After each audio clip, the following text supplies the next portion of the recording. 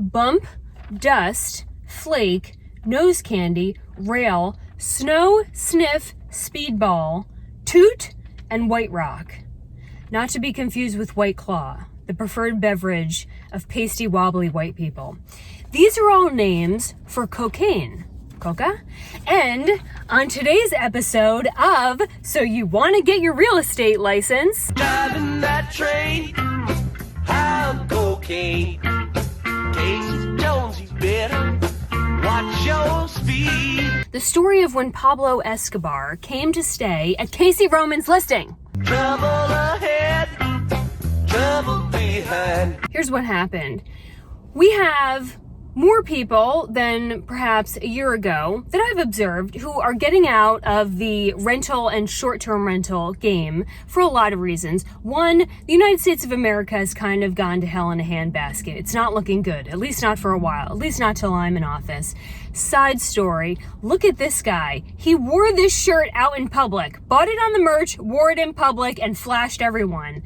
Yes! But it's going to be a couple more years before I am old and decrepit and ornery and available for election. All right. We're seeing more people with Airbnb, VRBO, short-term rental, and then long-term rental trying to get out of the game. Yes, because of the state of the State of the Union, but also because there's a threat of capital gains tax going up. And many people incorrectly assume that capital gains only applies to wealthy white men, and that is false. Capital gains applies to everyone of every socioeconomic bracket, every gender, every race, everybody. Taxes apply to everybody. It's when you invest in something, if it appreciates in price and you sell it and you make a gain, you pay a gain tax on that spread. And it particularly impacts people who are invested in stocks. And then if you buy and sell a home as an investment property, you pay a capital gain.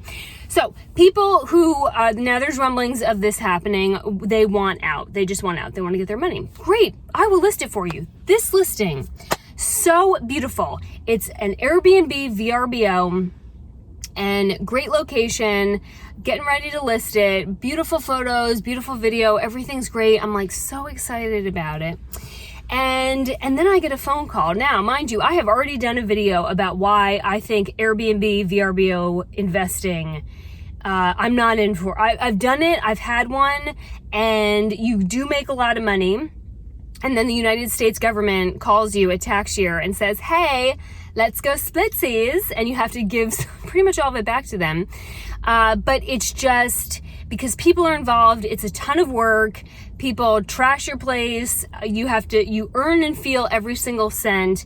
And if your Airbnb is in your home, like mine was, you will hear the loudest possible vacation sex imaginable while you're trying to carry on your work week. So it's a lot, but you can make a lot of money.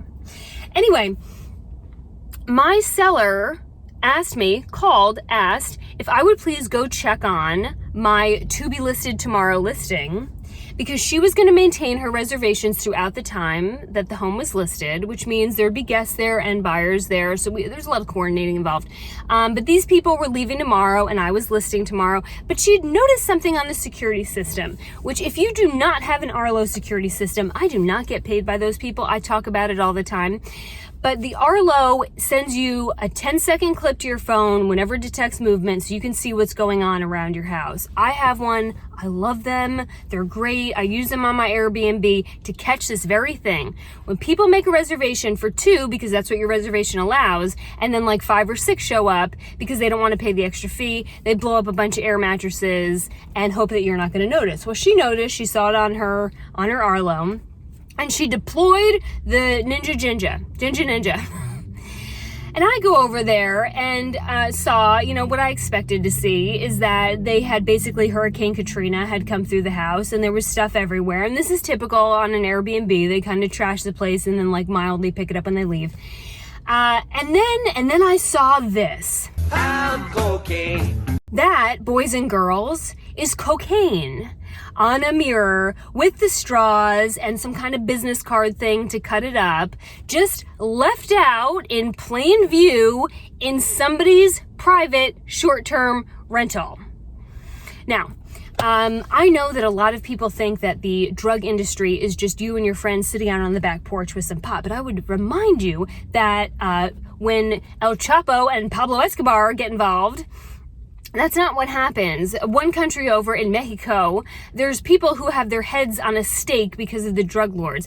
I don't need to be involved in all this. And what is that thing right there? That is a scale.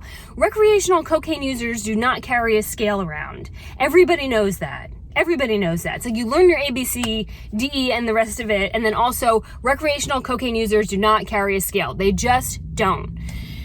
So I don't know if they came to rent out this whole thing to sell their dope or what, but I have a level 10 situation. I have a situation where I have to bring this out.